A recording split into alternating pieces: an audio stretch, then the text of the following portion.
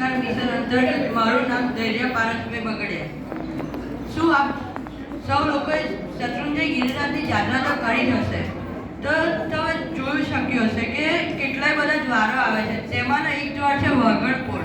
તેનું નામ કેવી રીતે પડ્યું તમને ખબર છે? તો હું આજે જણાવું. શત્રુંજય ગિરિરાજ ઉપર એક વાઘણે કબજો કરી લીધો હતો. કોઈ યાત્રિકોને જાત્રા ન કરવા દેતી હતી.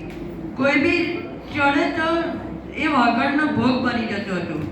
તો એક પરિવાર હતું પાલિતાણામાં. તેમાં ભાઈ, ભાભી અને દિયર રહેતા હતા. દિયરનું નામ હતું વીર વિક્રમસિંહ. વીર વિક્રમસિંહ એક દિવસ કામે ગયા હતા. કામેથી આવ્યા અને ભાભીને પૂછ્યું કે જમવામાં શું બનાવ્યું છે. તો ભાભીએ કહ્યું કે હું આજે કામમાં હતી તો મારે જમવાનું બનાવવામાં વાર લાગશે. તો દિયર ગુસ્સેથી બોલ્યા કે શું ભાભી, જમવાનું પણ ટાઈમસર નહીં બનાવી શકતા?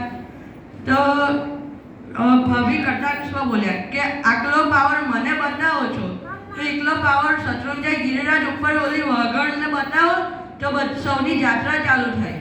તો દિયરને લાગી આવ્યું અને દિયરે નીચે પડેલી એક લાકડી લઈ શત્રુંજય ગિરિરાજ બાજુ જવા મળ્યા. તો વચ્ચે તેમને એક મિત્ર મળ્યા. તો મિત્રએ પૂછ્યું કે વીર વિક્રમસિંહ, તમે ક્યાં જઈ રહ્યા છો? તો કહ્યું કે હું ઉપર ઓલી વાઘણની સાથે લડવા જઈ રહ્યો છું, જેણે આપણા બધાની જાત્રા બંધ કરાવી છે. એમ કહી તો એમના મિત્રએ પૂછ્યું કે તમે વાઘણની સાથે લડ્યા તે અમને ખબર કેવી રીતે પડશે? તો તેમણે કહ્યું કે હું ઉપર જ્યારે લડીશ પછી હું ઘંટનાદ કરીશ. તે કહીને ચડવા લાગ્યા. ઉપર જોયું તો વાઘણ એક સૂતી હતી. તો તેમણે વિચાર્યું કે સૂતા ઉપર વાર કરવો એ આપણામાં પાપ છે. તો તેને ઉઠાડી અવાજ કરી અને સામલો કર્યો. વાઘણ મરી ગઈ અને વીર વિક્રમસિંહની હાલત બહુ કઠિન હતી. તો તેમને જોયું કે હું ઘંટનાદ નહીં કરું તે નીચે ખબર કેવી રીતે પડશે.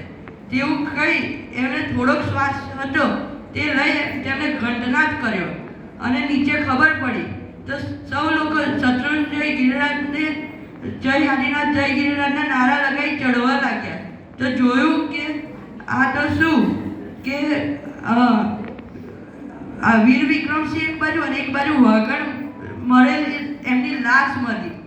સૌની આંખો ભીંજાઈ ગઈ. તો સૌની આંખો ભીંજાઈ ગઈ. પછી હાથીપોળથી આગળ કુમારપણ રાજાના ડેરાની સામે લીમડાના ઝાડની નીચે તેમની એક છત્રી બનાવવામાં આવી અને તેની બાજુમાં એક વાઘણનું પૂતળું મૂકવામાં આવ્યું અને તેનું એ જગ્યાનું નામ પાડ્યું વાઘણપોળ. તેથી આજે આપણે હવે વીર વિક્રમસિંહના લીધે જાત્રા કરી શકીએ છીએ. પ્રણામ. જય આદિનાથ જય ગિરિરાજ.